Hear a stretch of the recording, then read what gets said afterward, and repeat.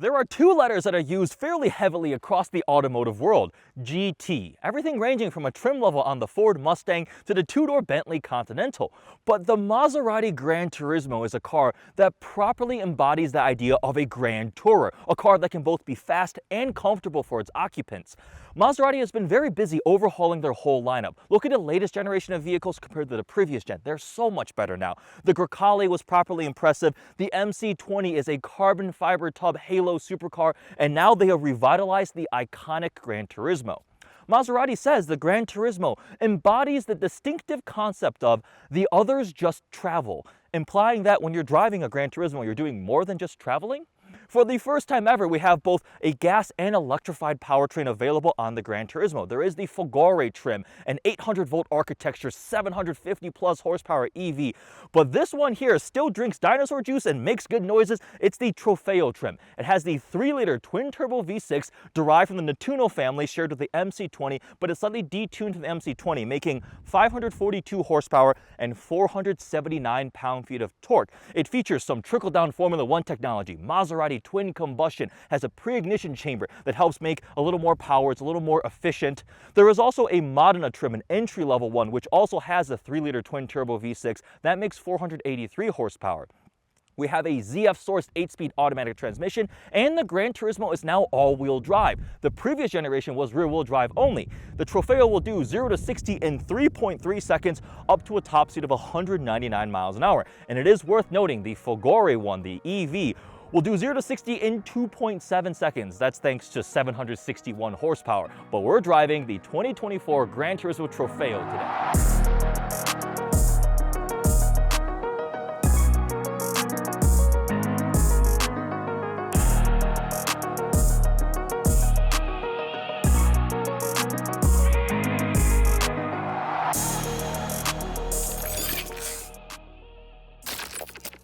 In terms of exterior styling, they have not taken a big departure from the previous generation, which is a good thing because the seductive styling has always been one of the best parts of the GranTurismo. But we have some updates. You see MC20 inspired headlights here, and this paint is a $29,700 option. Yes, nearly $30,000 for the paint. It's this deep yellow with a crazy blue pearl flake to it. It's called Giallo Corse, which comes from the Maserati Furore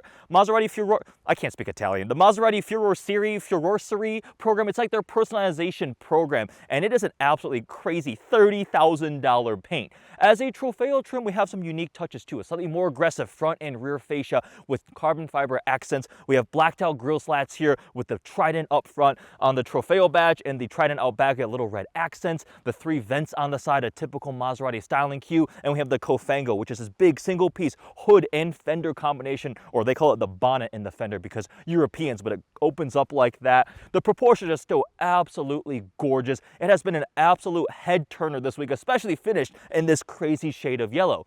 With that, let's hop inside, take it for a drive, talk about the interior, what it's like to drive, and the value.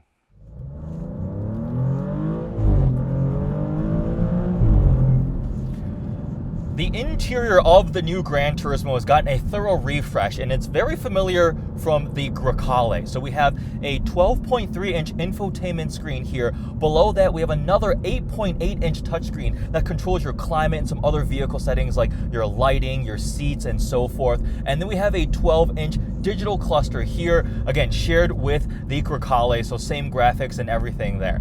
We have some nice leather with contrast yellow stitching. On the Trofeo model, you get this herringbone design with perforated leather. This one's got the yellow tridents also stitched on the headrest. We have a 19-speaker, 1,195-watt Sonus Faber sound system, which is also pretty good.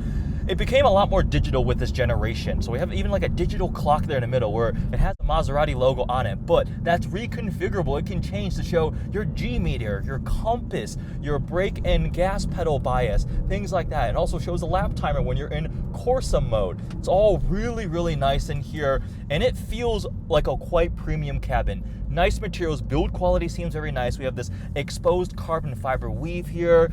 It's nice and spacious up front. Back seats don't really fit adults. I tried crawling back there and I just did not have headroom or legroom. But we have nice suede headliner, digital rear view mirror, so they have thoroughly, properly modernized the Maserati GranTurismo on the inside. Here on the steering wheel, we have fixed paddle shifters, or fixed to the column, nice big metal paddle shifters here. We have our start-stop button on the left, our drive mode dial on the right, and with that, we will dial up from GT into Sport. We're gonna go into manual, downshift a couple times.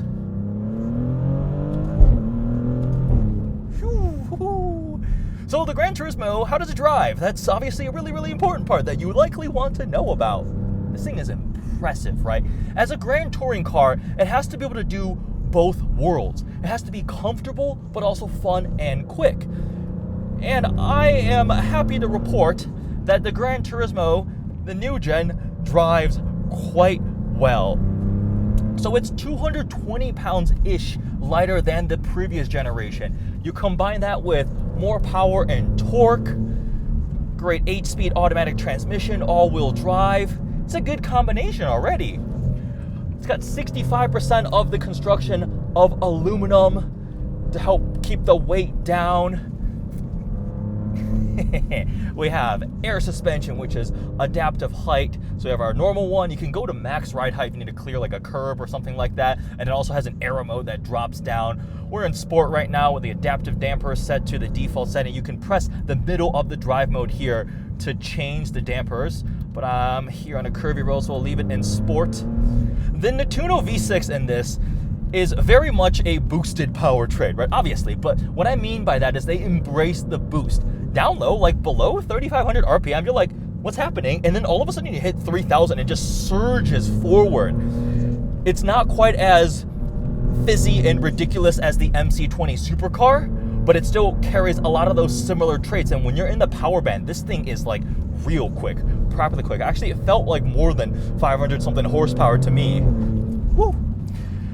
As a Trofeo trim, we also have a electronic limited slip differential out back, all-wheel drive, and the variable drive modes. Maserati has done a very good job making the drive modes change the character of the car. GT is very well-rounded. Most of the time on the road, if I was commuting, I'd use GT. But then I tried out Comfort, and it really like numbed everything down, softened everything. It was actually quite comfortable on the freeway commuting. So that's that one aspect of a comfortable GT car. But then you go into the Sport, and if you go up one more, we'll go into Corsa.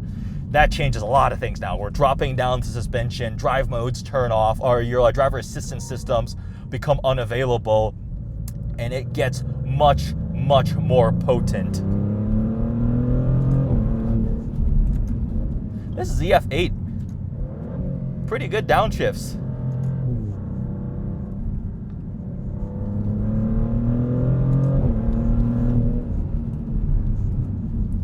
Air suspension is lowering the ride height, aero ride height achieved for Corsa mode.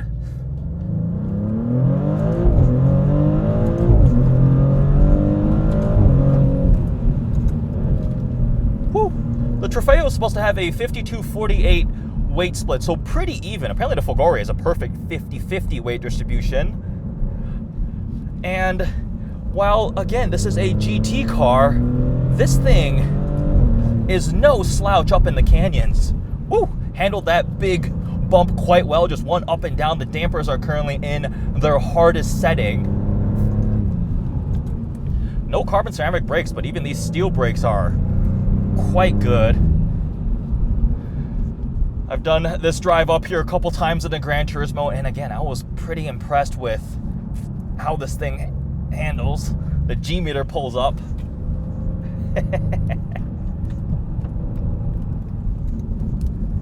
Steering is not like crazy heavy. It does firm up a bit as you go up through the drive modes. But like the balance of this, I'm pretty impressed. It handles the body quite well. And it is quick. I do want to talk a little bit more about the engine. The Nettuno V6 and the MC20, it was pretty exhilarating, but it wasn't the most like charismatic V6. It definitely strayed heavily toward just like forced induction turbo noises, and that was fun. In this, they had to mute it a little bit, and it no longer has the just amazing sound of the previous generation naturally aspirated V8. It's not a crazy good sounding engine to me. You do get some boost noises, like when you're going through tunnels or like half throttle, partial throttle with the windows rolled down, you can hear air whooshing, but it's not the most, I guess, scintillating noise out there. especially compared to some of the competitors who are still running some sort of V8. It's a very capable engine, and because it's much more compact, they were able to push it further back in the car, which helps weight distribution and handling. The Nettuno V6 sits like behind the front axle, so this is technically a front mid-engine layout. And the driving dynamics are pretty dang impressive to me for sure.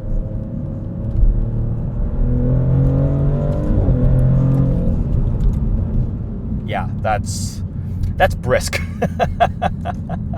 And it's really cool how much the character changes when you go through the different drive modes. I'm just going to go all the way to comfort, and the whole thing just quiets down. Engine exhaust is much more quiet. The shifts were a little lazier. It's in comfort mode now. Suspension softens up.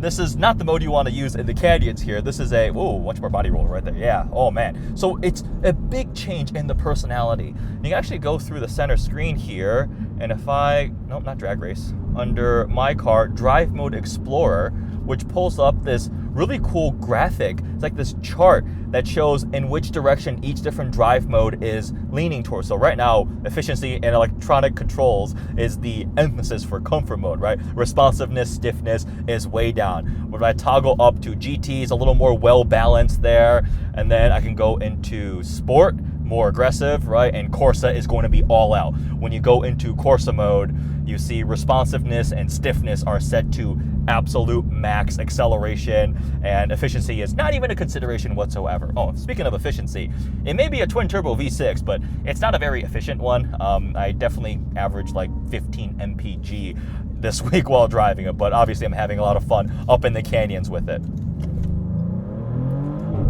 Woo. I was just like brake boosting it. Wow. That all-wheel drive puts the power down, no drama. We just go. We have a small tunnel, so let's go ahead and make some noise.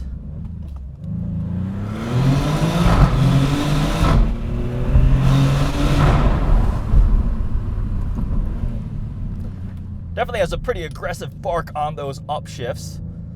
This ZF8 is very, very well set up in this car.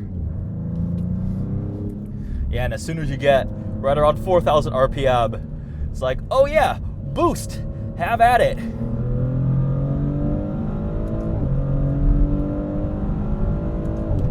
Yeah, that's pretty quick. That is pretty quick. So let's talk about the value. The Trofeo starts at $190,000. The entry Modena trim starts at $158,000.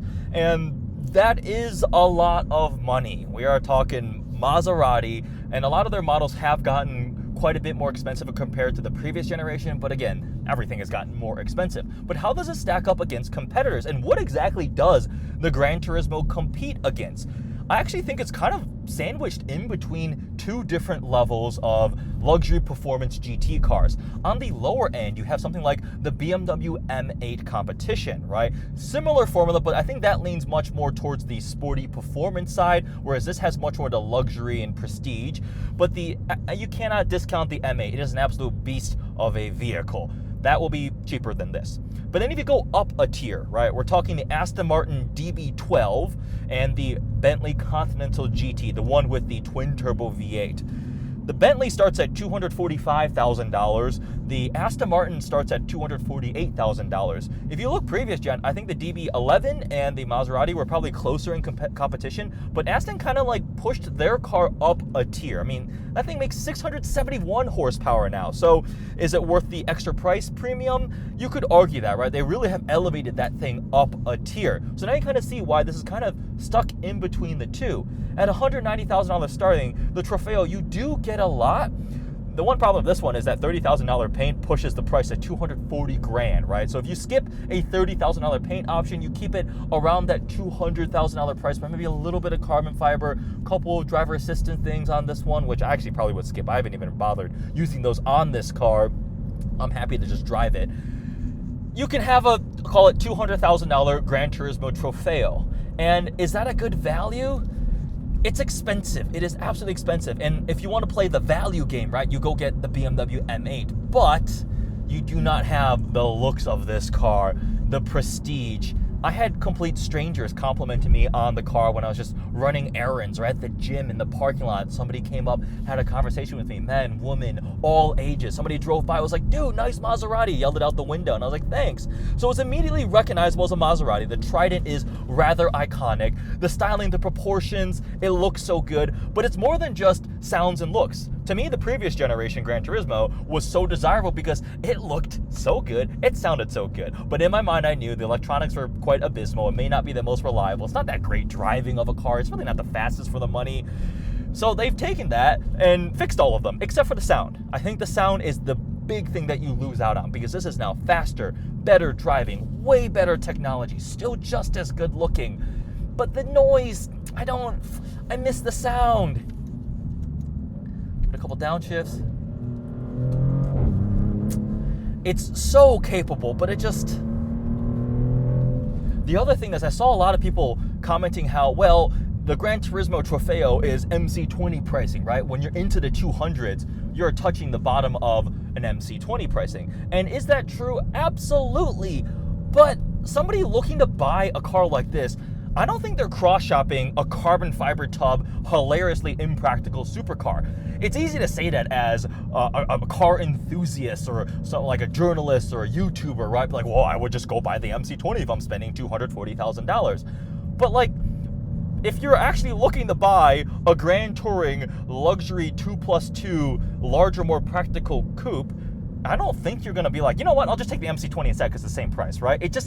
The customers don't have that mentality. So I don't think that's actually that fair of a comparison. People who, like people shopping for a Bentley Continental are going to be like, oh, wait, you know what? I could buy a used Ferrari 488 for the same price. I'm going to go do that instead, right? It's not something they're looking to do. This has a need and fits the segment. Also, if we're being honest, typically somebody who's buying a $200,000 luxury GT car like this probably already has a sports car. Yes, you have a lot of money when you're buying cars like this brand new.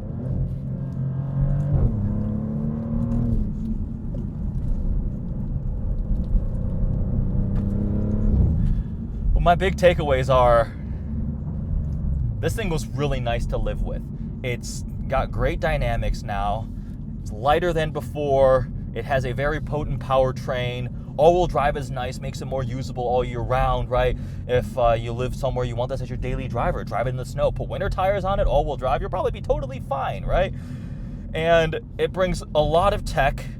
The styling is still just so good looking, man, absolutely beautiful. The paint is expensive, $30,000. I saw the window sticker, I was like, $29,700. I was like, whoa, okay, that's very expensive. Would I option it? Probably not. It is really pretty. It is really, really pretty to look at. But that definitely pushes the window sticker up quite high. And then the final point is, it's like this in-between car in terms of like the levels, right? It's more than a BMW M8, something like that, or maybe Mercedes like SL63, but then it's less than the Bentleys and now the Aston and maybe like a Ferrari Roma or something like that. Maybe you're cross-shopping with a used Lusso T or something from Ferrari. So it's kind of in between there. It's definitely got the unique Maserati feel. That's how I felt driving a lot of the recent Maseratis. Like, it has so many good things going for it that I want to just love. And I'm just like, oh my gosh, this is so good. But then there's always that one little thing is like, yeah, but the engine's not the greatest sounding, right? The Aston DB12 V8 is just amazing. It's the AMG sourced one, so yeah, it's really awesome. And I still love a twin turbo V8 over a V6. I hope you guys enjoyed my review of the 2024 Maserati GranTurismo Trofeo. If you want the convertible version, the Gran Cabrio has been released at this point. If you want an EV version, Trial de Fagore. I'm interested to see what that's like though, because it'd be a very different personality, I think. Make sure you also check out my living with vlog, much more informal behind the scenes, spending a week living with this car, seeing what it was like. Thanks for watching.